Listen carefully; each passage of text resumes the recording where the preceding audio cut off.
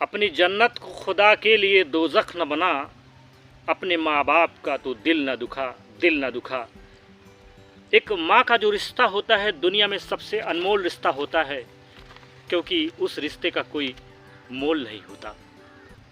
एक माँ अपने बच्चे को 9 महीने गर्भ में रखती है।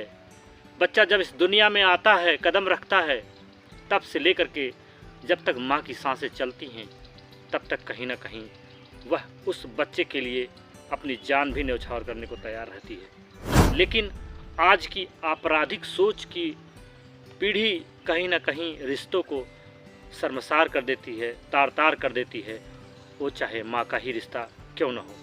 भला आप कैसे सोच सकते हैं कि एक नाबालिग बेटी जिसने अपने बच्चे को नाज प्यार से पाला, उसे पढ़ाया लिखाया, आज 15 साल का कर दिया और आज इतनी ज़्यादा चालाक हो गई कि अपने माँ का ही कत्ल एक साजिश के तहत अपने आशिक से मिलकर करा देती है। नमस्कार, मैं रजत आर्या।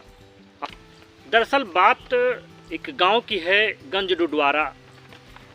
रंजिश के चलते एक महिला ने अपने ससुर को खोया, कुछ दिनों बाद अपने पति को गंवाया। यानी उस रंजिश में सन 2013 में उसके पति का भी कत्ल हो जाता है।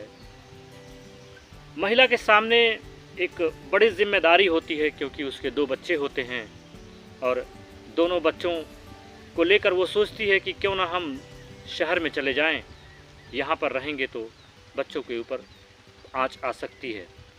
वो महिला वह शहर छोड़ती है, वह गांव छोड़ती है और आगरा शहर में जा कर के बस जाती है और अपने बच्चों की परवरिश करती है। एक निजी कंपनी में जॉब कर लेती है।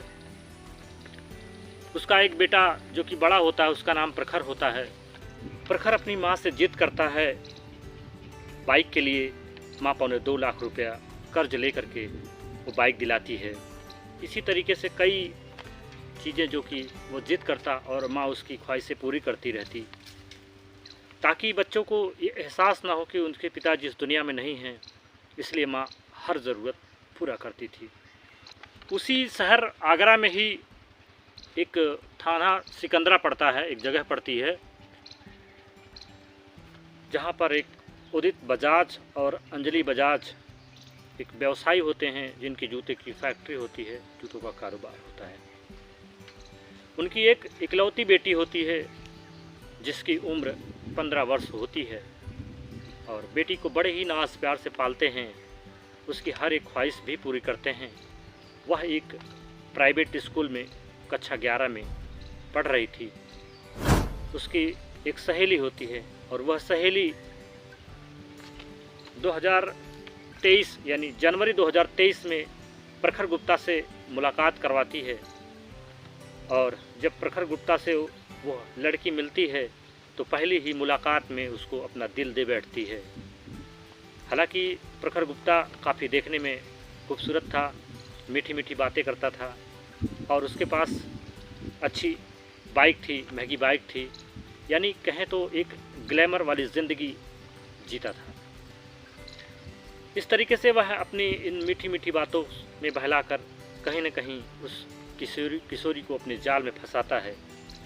उसको कहीं न कहीं उसके दिमाग में ये बातें घर कर रही थी कि यह अपने बाप की इकलौती बेटी है, अभी तो नाबालिग है, लेकिन अगर 2-3 साल कहीं इसको बाहर लेकर रहता हूँ और बाद में इससे शादी करके इसकी पूरी दौलत हड़प लूँगा। धीरे धीरे समय बीतता गया। माँ ने एक बार अपनी बेटी का मोबाइल चेक किया तो उसमें कई आपत्तिजनक तस्वीरें मिली। जब माँ ने पूछा कि ये कौन है, तो उस लड़की ने बताया कि ये मेरा फ्रेंड है और हम लोग आपस में बातें करते हैं। माँ को ज़रा भी देर नहीं लगी समझने में और अपनी बेटी को बताती है कि बेटा अभी तुम्हारी पढ़ने की उम्र है, अभी तुम पढ़ाई लिखाई करो, अभी तुम्हारे पास बहुत सारी ज़िंदगी पड़ी हुई है। इसलिए बहुत सारी चीज़ें अपनी बेटी को समझाती है जो एक माँ अपनी बेटी को बताती है।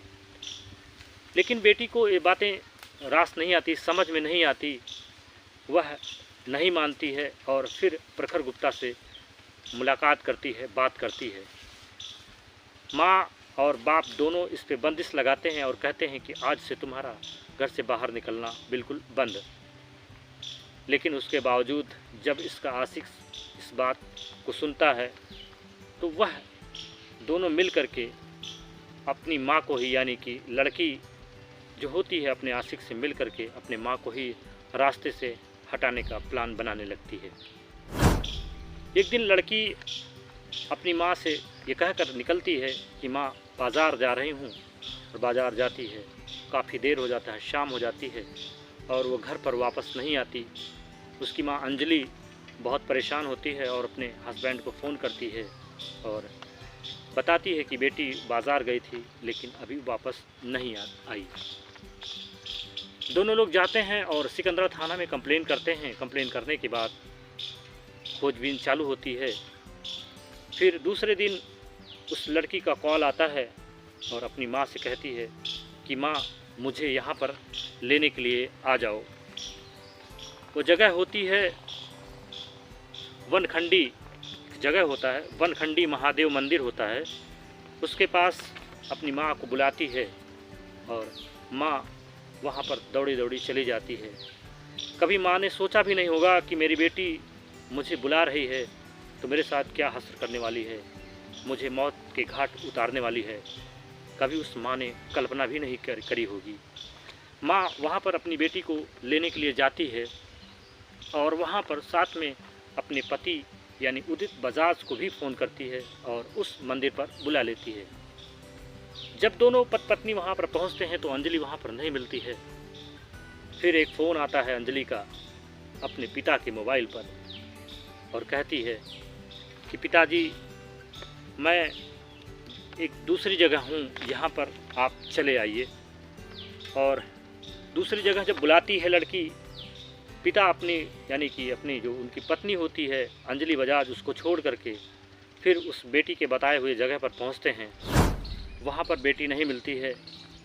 इधर जो प्रेमी युवक होता है वह अंजलि के मोबाइल पर फ़ोन करता है और फ़ोन करके उनको ककरेठा जंगल में, जो कि उसी मंदिर के 700 मीटर दूरी पर होता है, वहाँ पर बुलाता है। और उसके साथ में एक सीलू नाम का जो उसका दोस्त होता है लड़का, ये दोनों मिल करके चाकू से गोद करके अंजलि की हत्या कर देते हैं। जब उदित बजाज पुनः उस मंदिर पर आते हैं तो वहाँ पर पत्नी नहीं मिलती है और फिर वह जो है पुलिस स्टेशन में कंप्लेन दर्ज करवाते हैं, शिकायत दर्ज करवाते हैं। समय 3 दिन का निकल चुका था। एक लाश मिलती है ककरेठा जंगल में और जब उसकी शिनाख्त होती है तो वह लाश अंजलि बजाज की होती है। तमाम तफ्तीश के बाद पुलिस उनके पति उदित बजाज को कटघरे में लेती है और पूछताछ करती है, लेकिन उसको कोई सफलता नहीं मिलती है। फिर शक जो है बेटी पर जाता है। बेटी के मोबाइल की तफ्तीश की जाती है। उस मोबाइल में जितने भी कॉल्स होते हैं सारे रिकॉर्ड्स निकाले जाते हैं तो नाम कहीं न कहीं प्रखर गुप्ता का आता है। प्रखर गुप्ता और उसके दोस्त सीलू की गिरफ्तारी होती है। पहले तो वह पूछताछ में ये कहता है कि मैं निर्दोष हूँ, किसी निर्दोष को जेल भेजने से आपको क्या मिलेगा। प्रखर गुप्ता को वेब सीरीज देखने का बहुत शौक़ था और कहीं न कहीं यह जो हत्या की गई थी एक साजिश के तहत इस वेब सीरीज़ फिल्मी स्टाइल में की गई थी और सबूत भी जो मिटाए गए थे वो कहीं न कहीं फिल्मी अंदाज में मिटाए गए थे। मोबाइल को हैक करके, यानी कि जब वो मैसेज किया करता था तो वह लड़की के नाम से ही, लड़की के मोबाइल से ही मैसेज किया करता था, वो चाहे उसकी माँ के मोबाइल पर हो या उसके पिता के मोबाइल पर। इस तरीके से मामले का खुलासा होता है, दोनों की जांच होती है, पूछताछ होती है। पूछताछ के बाद जब ये दोष सिद्ध हो जाता है तो कहीं न कहीं जो संगीन धाराओं के जुर्म में प्रखर गुप्ता और उसके दोस्त सीलू को हत्या के जुर्म में जेल भेज दिया जाता है। वहीं जो लड़की होती है उसको बाल सुधार गृह में भेज दिया जाता है। वास्तव में अंजलि बजाज हत्याकांड ने कहीं न कहीं माँ बेटी के रिश्ते को कलंकित किया है, रिश्तों को तार तार किया है। यह अपने आप में एक बेहद दर्दनाक घटना है। आप इस घटना से क्या सीखते हैं, आपकी क्या प्रतिक्रिया होती है, आप इस कमेंट बॉक्स में ज़रूर दीजिए। जय हिंद, जय भारत।